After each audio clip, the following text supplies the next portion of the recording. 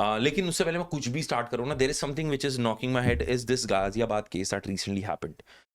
You have a child, I have a child, और आप भी कंट्रोल करते होगे कि जो डिजिटल टाइम है, जो स्क्रीन टाइम है, वो कम मिले. Similarly I do that, and I think every parents wants to achieve it. But अभी एक रीसेंट केस हुआ जहां पर 3 girls committed suicide. They jumped from 9th floor just because their father took away the phone and they thought their social validation of watching cinema, the Korean cinema, is gone. वो खत्म हो गया है. तो उनको वो चीज़ लगा अब हमारी ज़िंदगी खत्म है. तो उन्होंने अपनी जान ले ली. ये चीज़ ना, मतलब मैं ऐसे बोलने में बहुत एक ये बात एक बारी में बोल दी गई, but I mean if you look at the crux who lost the life, और इससे क्या मिलता है, is something which is totally different. Nitika, just tell me, what do you feel of today's young kids, young parents as well, and the kids and the social media influence on it? When I say social media, पूरा digital media आता है इसके अंदर. Yeah, understood. So I will answer it with a question again. मुझसे किसी एक parent ने पूछा था ऑफ लेटली, जब बहुत सारी सुसाइड्स बढ़ रही थी बच्चों की under the pressure of studies या पीयर प्रेशर या सोशल मीडिया का pressure. And then the parent asked me कि हम ऐसा क्या कर सकते हैं कि जिससे हमारे बच्चे 24 घंटे सेफ रहें and they don't think of taking such a extreme step. अब इसका कोई एक जवाब नहीं है, because you can't be with your child 24/7. आप फिल्टर आउट नहीं कर सकते उसके कौन से दोस्त हैं, आप फिल्टर आउट नहीं कर सकते इतना इतना ज़्यादा कि आप वो कौन से शोज देख रहा है या कितना टीवी उसका टाइम है. आप कितना भी लिमिट कर लो, आपको एक बच्चे की एक ऐसी पर्सनैलिटी है जो आप नहीं जान सकते. आपको बाद में पता लगेगा कि अच्छा मेरा बच्चा कुछ ऐसा भी सोच रहा है. और इसमें सबसे ज़्यादा इम्पोर्टेंट बात ये होती है कि अगर आप अपने बच्चे को सिर्फ इतना यकीन दिला दो कि दुनिया में कुछ भी गलत हो रहा है या कोई भी एक स्ट्रेस है, कोई भी खुशी है, कुछ भी है, you can always come to me and talk to me and I will sort it out.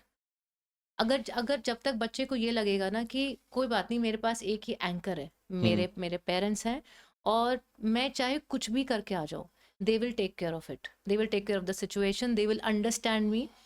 देखो अब हम उस जनरेशन में नहीं है, आप फ़ोन उठा लो और बोलो कि जाओ जाके पढ़ाई करो. सॉरी, हमारी वो जनरेशन बिल्कुल वो है नहीं, ये वाले बच्चे वैसे नहीं है. You have to really understand them.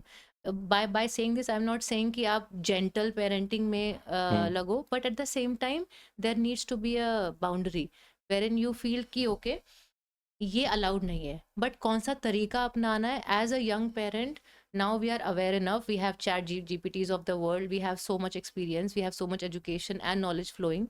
We should know how to handle that child, and just by taking away the phone and thinking कि वो बच्चा खुद ब खुद समझ जाएगा and will not take an extreme step, I think as parents we are mistaken. I feel कि मेरा ना maybe वो तरीका गलत हो. मेरा इस चीज़ को लेके थोड़ा तो नहीं, बहुत डिफरेंट व्यू है आपसे. आपने ना इधर पेरेंट्स को एंकर बनाया for everything, which is a very ideal situation.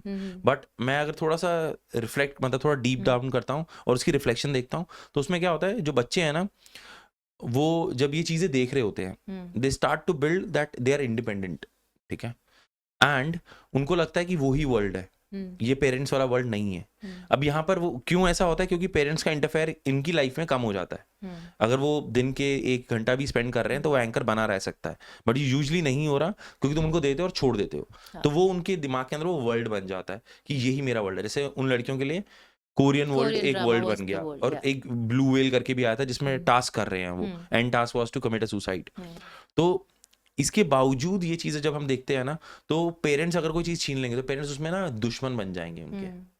तब ये चीजें होती हैं. तो मेरे हिसाब से बट मेरे को लगता है अगर आप अपने बच्चों के बेसिक स्ट्रांग रखो कि suicide is not the last step. For example अगर मैं अपने चाइल्डहुड की बात करूँ, मुझे पता है कि मेरे father will come from office, he will spend 1-2 hours with me, we will play badminton या चेस खेलेंगे, या वो मेरे साथ बैठ के पढ़ाई करेंगे, या we will watch TV together. I know वो वाले टाइम्स नहीं है, but at the same time life की क्या वैल्यू होती है, कौन सी चीज़ गलत है, कौन सी राइट है. एज पेरेंट हमें इतना तो मोरालिटी तो सिखानी पड़ेगी ना बच्चों को कि क्या गलत है क्या सही है. जस्ट बाय थिंकिंग कि नहीं चलो ठीक है हम अपने बच्चों की दुनिया नहीं है, but we should be a strong pillar in our kids life. अगर हम वो भी नहीं है तो फिर I think as a society we are failing, we are raising failed families. आगे जाके आई डोंट थिंक, इसीलिए शायद लोग बच्चे नहीं कर रहे, बिकॉज़ वो नहीं शायद वो सँभाल पाएँगे ये रिस्पॉन्सिबिलिटी। मे बी दैट जी, दैट जी, इज़ सच व्हाई है। उनको लगता है कि यार ठीक है हम खुद को ही सँभाल लें, वही बहुत बड़ी बात है। एक बच्चे की रिस्पॉन्सिबिलिटी लेना बहुत ही बड़ी बात हो जाएगी, and maybe that is why, but I think जब बच्चा बड़ा हो रहा है धीरे-धीरे and he is growing, he और शी हुँ, is growing, as a parent it's our responsibility कि उसको क्या सही है, क्या गलत है, एटलीस्ट वो समझाना। ताकि जब वो अकेले हैं, वो उस सिचुएशन में हैं, पेरेंट्स उनके पास नहीं है, तो वो बच्चा एटलीस्ट उतनी एक बेसिक डिसीजन मेकिंग तो कर सके कि ये मेरे लिए सेफ है, ये मेरे लिए सेफ नहीं है। हर बार हुँ। डेयरिंग पे जाना, पीयर प्रेशर पे आना या बुलिंग में चले जाना, ये सारी छोटी-छोटी वैसी चीज़ें अगर बच्चा अपने बेसिक्स में स्ट्रॉन्ग होगा, तो आई थिंक वो काफ़ी चीज़ों से ज़्यादा आई थिंक अपने आप को खुद को वो सेफ रख सकता है। मेरा ये ओपिनियन है। आई आई या थिंक हम इस टॉपिक पे ना बहुत लंबी डिबेट भी कर सकते हैं, या बहुत, बहुत या लंबी।